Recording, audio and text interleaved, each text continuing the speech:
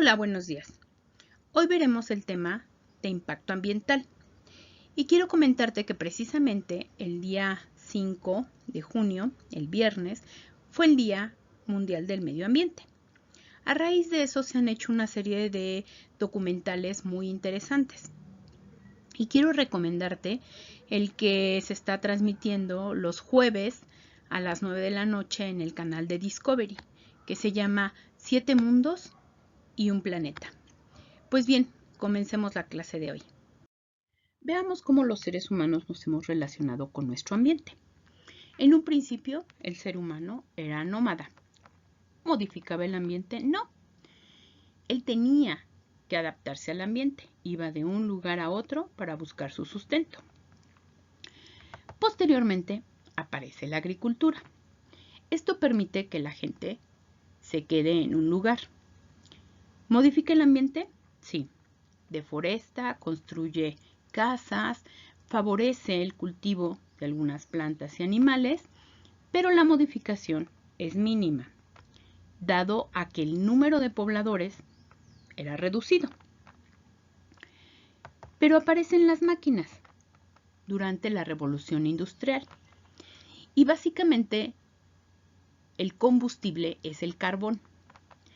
Al quemar el carbón se producen muchas emisiones contaminantes a la atmósfera y es ahí donde empieza realmente la modificación al ambiente y la contaminación. Recuerden que la revolución industrial ocurre en Europa, básicamente en Inglaterra, pero realmente es en la actualidad donde más hemos alterado las condiciones de nuestro ambiente. El impacto ambiental es el efecto causado en el ambiente por la actividad del hombre y que puede afectar la calidad del agua, del aire, del suelo, la biodiversidad, la belleza del paisaje y la salud de los seres vivos, incluyendo el hombre. El impacto ambiental puede ser positivo o negativo.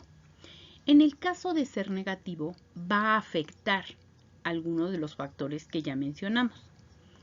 En el caso del positivo, beneficia a alguno de los que ya mencionamos.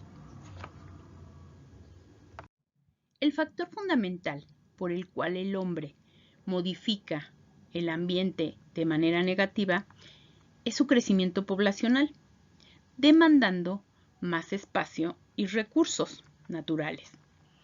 Además, existe hoy en día un desarrollo tecnológico muy importante. Las modificaciones negativas pueden ser muchas: deforestación, la pesca, el sobrepastoreo. Sin embargo, el día de hoy hablaremos básicamente de la contaminación. ¿Qué es la contaminación? Es la presencia en el ambiente de elementos o sustancias que normalmente no deberían estar en él y que afectan el equilibrio en los ecosistemas. Pueden ser agentes contaminantes de tipo físico, químico o biológico y que dañan el medio, el agua, el suelo o el aire.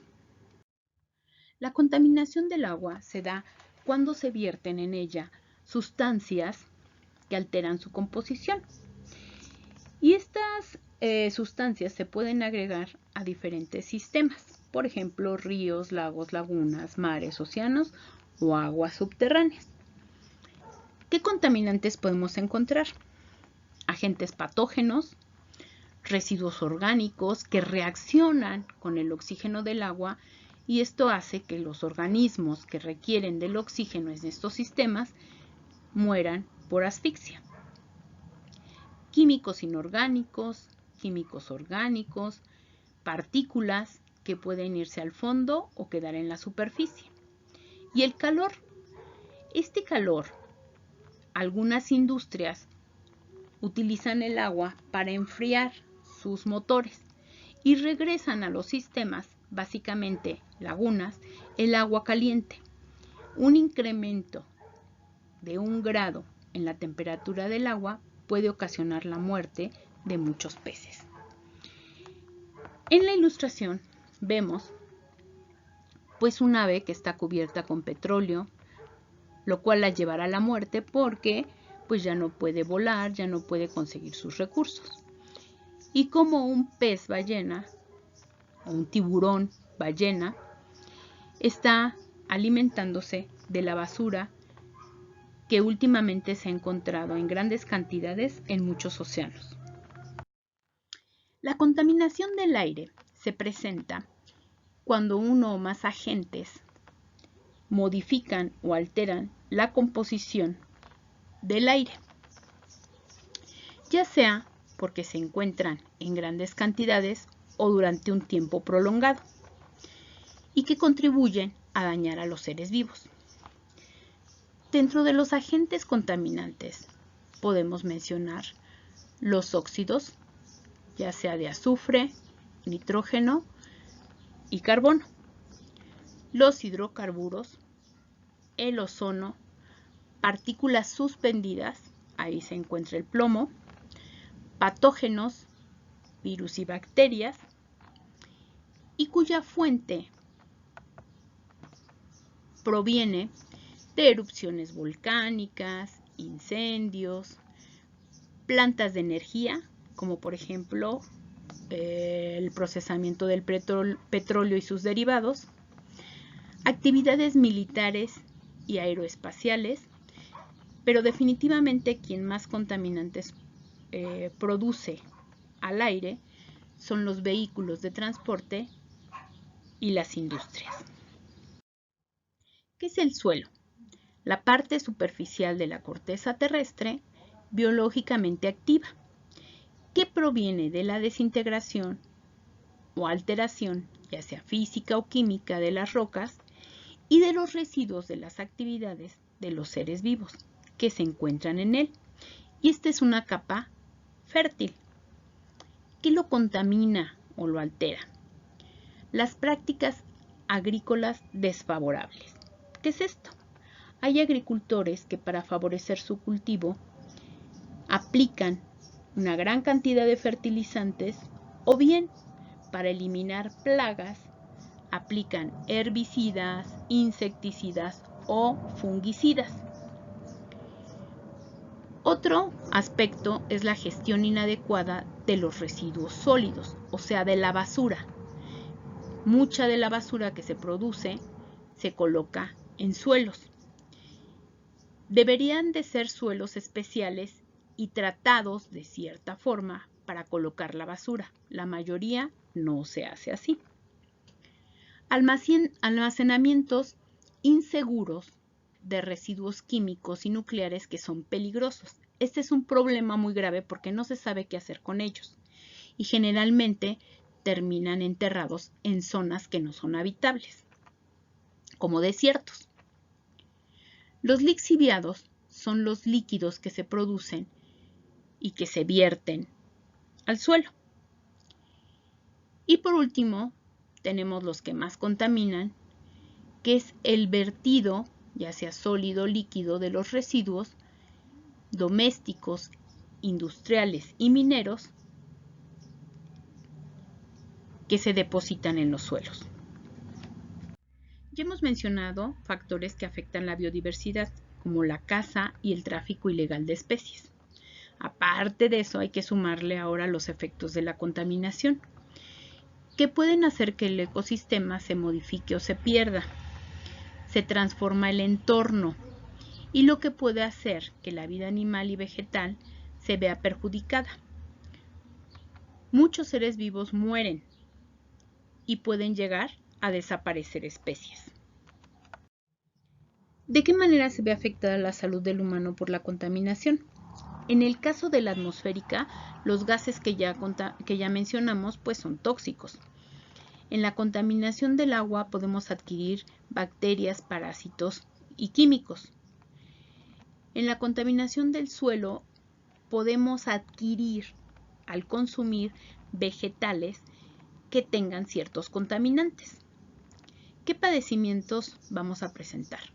Dolor de cabeza, fatiga, enfermedades respiratorias, cardiovasculares, gastrointestinales, riesgo de cáncer, náuseas, irritación de piel.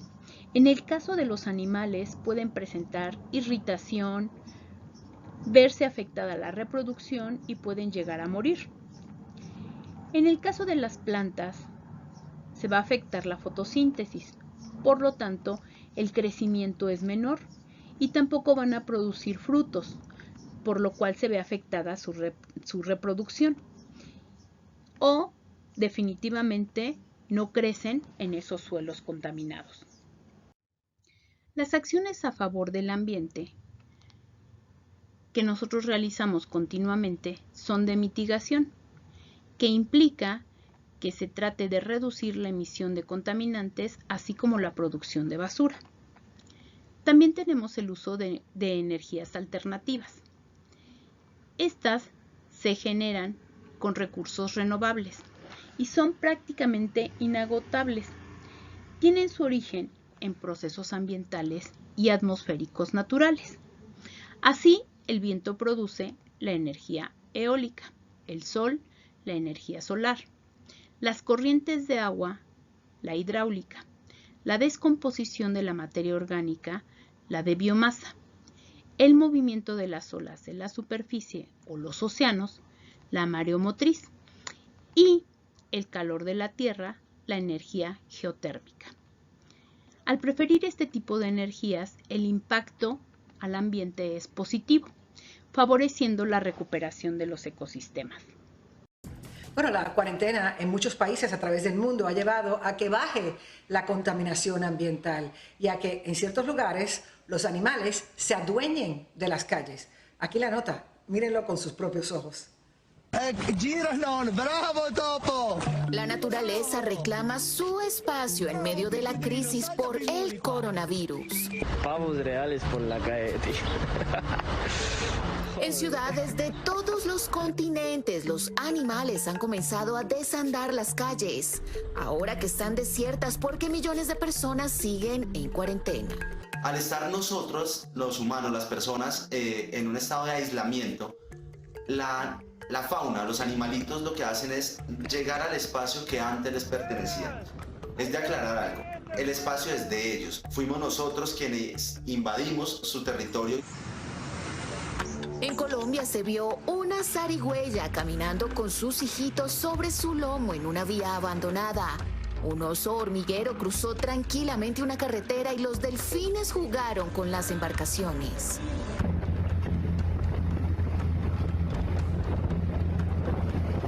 Los zorros invadieron varias ciudades en el mundo. Una gran familia de carpinchos caminó en un barrio residencial de Argentina y miles de aves se tomaron las playas de Perú. La naturaleza tiene memoria, entonces cada vez que una especie es alejada de su espacio natural, ella por instinto vuelve a retomarlo. En España, los jabalíes pasearon tranquilos por las calles. Lo mismo hicieron unos ciervos en Japón y un puma en Chile que abandonó su espacio del bosque. Una muestra de que si el humano se llegara a extinguir en algún momento o su población se llegara a diezmar, la naturaleza rápidamente ocuparía esos espacios. Pero el coronavirus no solo ha permitido apreciar bellos desfiles de animales. La NASA confirmó la disminución de la polución en China por el impacto del virus y las aguas del mar se ven más transparentes en diferentes ciudades por la reducción del tránsito marítimo. Los ambientalistas aseguran que el planeta es el principal beneficiado de la pandemia y que vivir en un ambiente contaminado podría ser incluso más peligroso que el coronavirus. Diana Rincón, Telemundo.